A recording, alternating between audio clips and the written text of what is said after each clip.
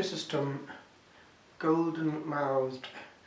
This was the nickname of this great preacher and teacher, St. John Chrysostom, who, though a quiet monk and a reflective thinker, was called upon to share his thought with the world when he was made the Patriarch of Constantinople, New Rome.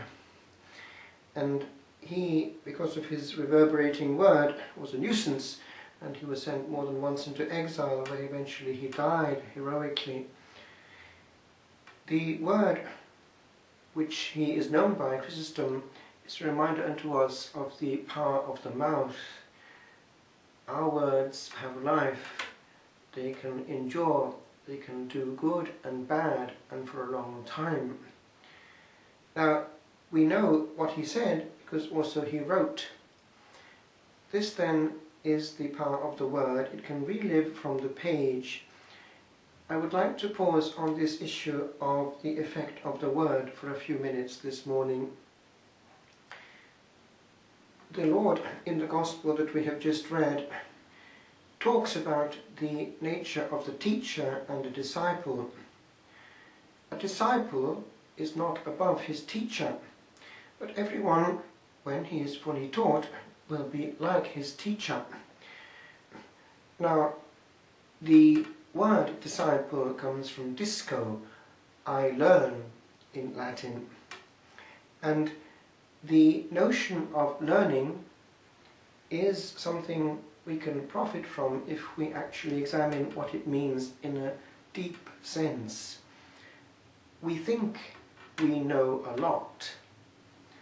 When we talk a lot, we indicate how little we have learned. When we are so aware of the knowledge that we have that we need compulsively to share it with all and sundry at all times, then we indicate to others, without realizing it, that we have much more to learn than we have perhaps realized. And those who go through life in that mode of giving out their own truth are dull to the utmost, to new truth, coming perhaps unexpectedly from others, but also from the printed page, to which perhaps they are little exposed, because it is now, let's face it, the truth that we are very handicapped when it comes to being able to sit quietly with a book, because the screen is more interesting. And if one looks around, many people now, actually people of quality, have been damaged and are not actually spending time as before with books and with the best authors, the best input therefore. They are learning the latest craze, and it's not the same thing. This makes them souls more at risk because they haven't got the undergirding. And when one is handling lay people, one sees that that actually is massively the case quite often. They don't know how to reason and argue a case because they haven't got the raw materials, they haven't got this theological structure. And it's not coming to them because those who are giving it to them themselves sometimes are contaminated and are not able to go back to the sources. There is too much second-hand material around. Now, I would like for a few moments to go in one specific direction this morning. It's that of activism, because this is the illness that is damaging the life of the church and of souls hugely in our day, and actually far more subtle and sinister in its origin than one realizes. I picked up by chance this morning these two volumes which are in my little library here, and they do actually go into this, strangely enough. This is the testimony that we have from more than one direction of what the demon or demons have said under duress, under pressure, in different exorcisms. And one thing that does come through is the fact that the devil knows full well the advantage that it is to him to have souls so busy that they're not actually listening.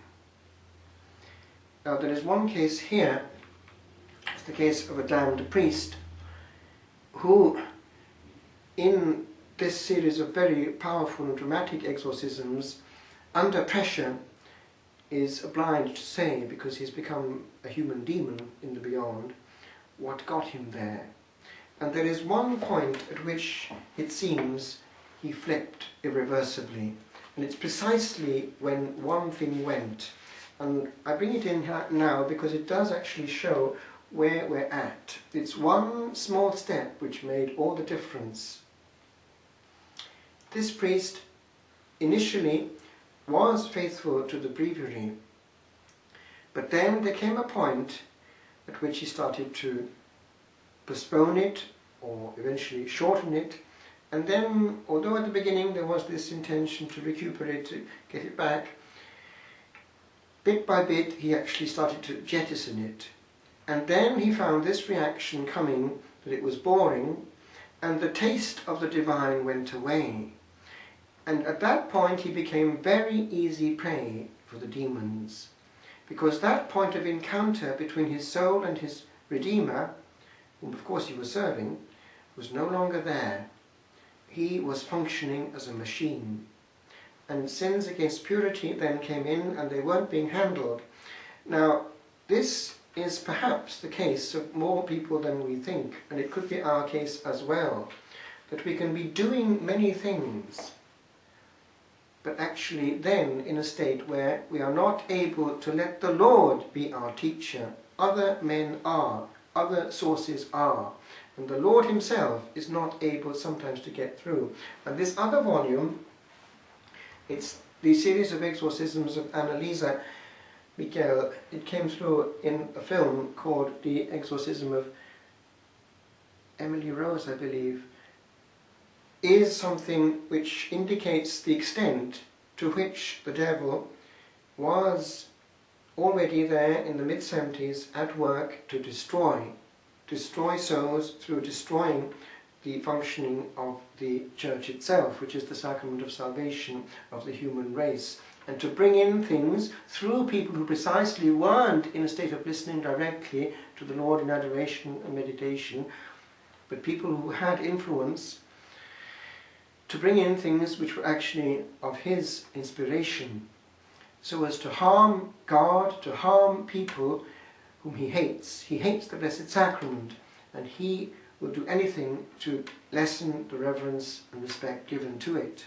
And in so doing, he will also disedify people. Now, this is what we're up against, but it's only a soul in a state of genuine receptivity who will pick this up. Other souls will go along with things because that is what they are hearing. So, where are we at? God is the true teacher, and the Holy Ghost is the interior master. But to get through to us, what has to happen? We have to shed things, do fewer things, think fewer things, because one brilliant ploy of the demon is to keep us always busy, even in our prayer, inspiring us with wonderful things which we must do for God and for souls, but in such a way that even that privileged moment is spent in activism, a subtle form of mental activism, illness of the soul, which by osmosis becomes illness in the mystical body.